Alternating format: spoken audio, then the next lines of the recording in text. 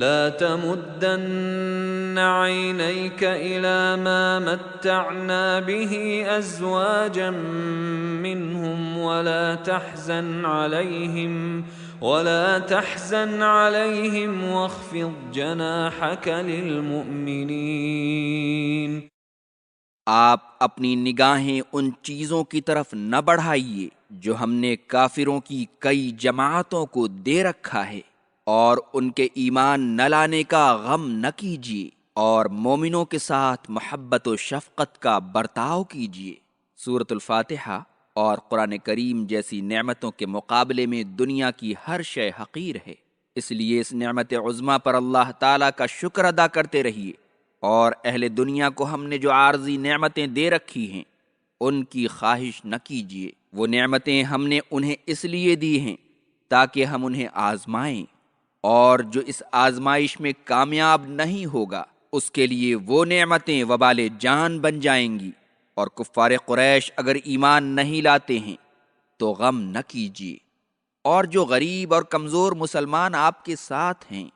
ان کے ساتھ تواضع اختیار کیجیے، انہیں اپنے آپ سے قریب کیجیے، اور رؤسائے قریش کے کفر و عناد کی پرواہ نہ کیجیے۔ وَقُلْ إِنِّي أَنَا النَّذِيرُ الْمُبِينُ، اور کہہ دیجئے کہ میں تمہیں واضح طور پر عذاب الہی سے ڈرانے والا ہوں، اور کفار قریش سے کہہ دیجئے کہ میں اللہ کی طرف سے لوگوں کو ایسے دردناک عذاب سے ڈرانے والا ہوں جیسا عذاب اللہ نے قوم صالح کے ان کافروں پر نازل کیا تھا جنہوں نے ان کی مخالفت اور تکذیب کی تھی اور انہیں قتل کرنے کی آپس میں قسم کھائی تھی۔ سورۃ النمل آیت 49 میں اللہ تعالیٰ نے انہی کافروں کے بارے میں فرمایا ہے، قالوا تقاسموا باللہ لنبیتنہ وأہلہ ثم لنقولن لولیہ ما شہدنا مہلک اہلہ وإنا لصادقون۔ انہوں نے آپس میں بڑی قسمیں کھا کھا کر عہد کیا کہ رات ہی کو صالح اور اس کے گھر والوں پر ہم چھاپا ماریں گے، اور اس کے وارثوں سے صاف کہہ دیں گے کہ ہم اس کے اہل کی ہلاکت کے وقت موجود نہ تھے، اور ہم بالکل سچے ہیں۔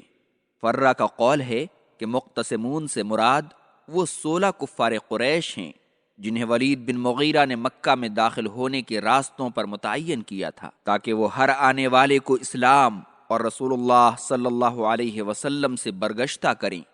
ایک تیسرا قول یہ ہے کہ ان سے مراد کفار قریش کے وہ لوگ ہیں جو قرآن کریم کا مذاق اڑانے کے لیے اس کی صورتوں کو آپس میں بانٹتے تھے اور کہتے تھے کہ یہ صورت میری ہے اور یہ تیری۔ چوتھا قول یہ ہے کہ ان سے مراد قریش کے وہ لوگ ہیں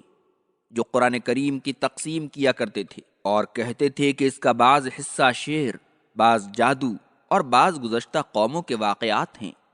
پانچواں قول یہ ہے کہ ان سے مراد یہود و نصارہ ہیں جنہوں نے قرآن کریم کے بعض حصے کی تصدیق کی اور بعض کا انکار کر دیا۔ كما أنزلنا على المقتسمين، جس طرح کا عذاب ہم نے ان لوگوں پر نازل کیا جنہوں نے انسانوں کو گمراہ کرنے کے لیے مکہ کے راستے بانٹ رکھے تھے۔ الذين جعلوا القرآن عضين، جنہوں نے قرآن کے مختلف حصے بنا دیے تھے۔ پہلے قول کے مطابق یہاں قرآن سے مراد وہ آسمانی کتاب ہوگی جس کی اتباع کا قوم صالح کو حکم دیا گیا تھا کہ انہوں نے اس آسمانی کتاب کے ٹکڑے ٹکڑے کر دیے اور ان کے قتل کی سازش کی۔ باقی اقوال کے مطابق قرآن سے مراد قرآن کریم ہوگا جو نبی کریم صلی اللہ علیہ وسلم پر نازل ہوا تھا۔ فوربك لنسألنهم أجمعين عما كانوا يعملون، پس آپ کے رب کی قسم ہم ان سب سے پوچھیں گے ان کے کرتوتوں کے بارے میں۔ اللہ تعالیٰ قیامت کے دن تمام کافروں کے اعمال کا محاسبہ کرے گا جو وہ دنیا میں کرتے رہے تھے۔ ایک دوسرا قول یہ ہے کہ یہاں مومن و کافر تمام بنی نوع انسان مراد ہیں۔ اس قول کی تائید قرآن کریم کی ان آیتوں سے ہوتی ہے جن میں تمام بنی نوع انسان سے پوچھے جانے کی صراحت آئی ہے۔ مثلا سورۃ الغاشیہ کی آیات 25-26 میں اللہ تعالیٰ نے فرمایا ہے اِنَّا إِلَيْنَا إِيَابَهُمْ ثُمَّ إِنَّ عَلَيْنَا حِسَابَهُمْ، بے شک ہماری طرف ان کا لوٹنا ہے، پھر ان سے حساب لینا ہمارے ہی ذمے ہے۔ صاحب محاسن التنزیل کی رائے ہے کہ عما کانوا یعملون سے مراد کفار قریش کا قرآن کریم کے بارے میں عمل تقسیم ہے کہ اس کا بعض حصہ شعر، بعض جادو اور بعض گزشتہ اقوام کے واقعات ہیں۔ انہی کافروں کو اس آیت میں دھمکی دی گئی ہے۔ فاصدع بما تؤمر وأعرض عن المشركين، پس آپ کو جو حکم دیا جا رہا ہے اسے کھول کر بیان کر دیجئے اور مشرکین کی پرواہ نہ کیجیے۔ واحدین مفسرین کا قول نقل کیا ہے کہ اس آیت کے نزول سے قبل نبی کریم صلی اللہ علیہ وسلم لوگوں کو اسلام کی طرف پوشیدہ طور پر بلاتے رہے۔ جب اس آیت میں آپ کو حکم دیا گیا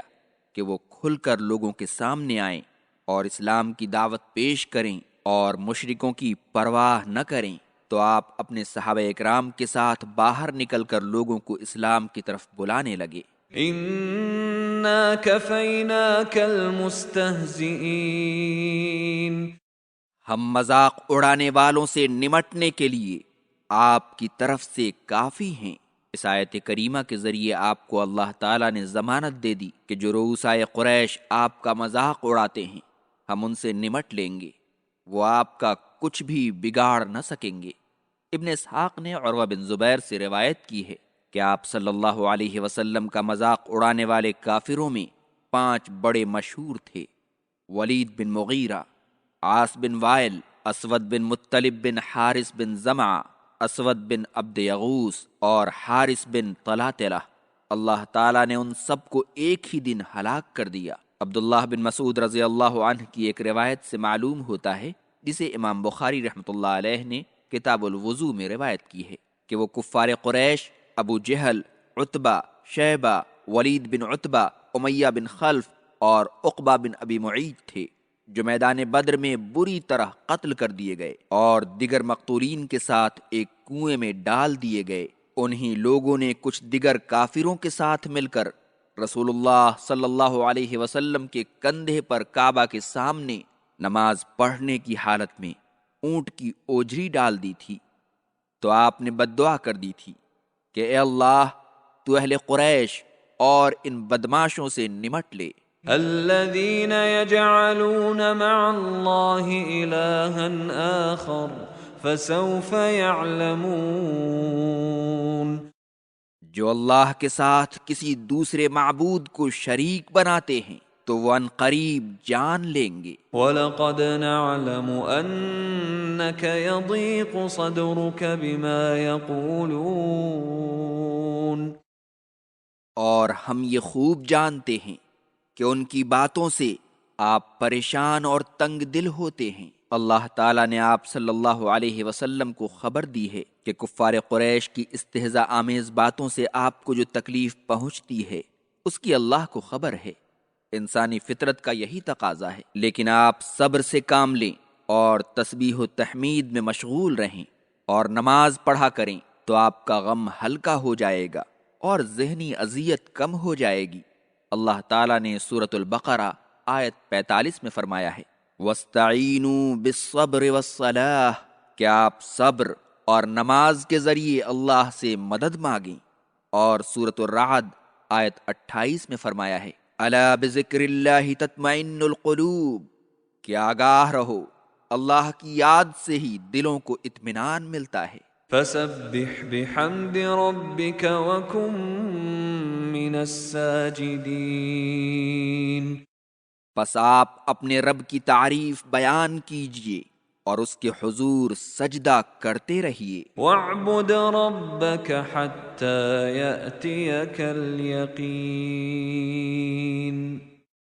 اور اپنے رب کی عبادت کرتے رہیے یہاں تک کہ آپ کو موت آ جائے۔ حافظ ابن کثیر کہتے ہیں کہ یہ آیت کریمہ اس بات پر دلیل ہے کہ نماز اور دوسری عبادتیں انسان پر اسی وقت تک واجب ہیں جب تک اس کی عقل کام کرتی رہے، اور اس سے ملحدین کی اس رائے کی بھی تردید ہوتی ہے کہ یقین سے مراد معرفت ہے، اور جب کوئی آدمی مقام معرفت تک پہنچ جائے گا تو تمام عبادت و اعمال اس سے ساقط ہو جائیں گے۔ یہ کفر و ضلالت اور جہالت ہے، اس لیے کہ انبیاء کرام اور ان کے صحابہ اللہ کا مقام تمام انسانوں سے زیادہ پہچانتے تھے، اور اس کے حقوق و صفات کی معرفت تمام لوگوں کی بنسبت انہیں زیادہ حاصل تھی۔ اس کے باوجود وہ تمام لوگوں سے زیادہ اللہ کی عبادت کرتے اور اپنی زندگی کے آخری لمحے تک نیک کاموں کی پابندی کرتے تھے۔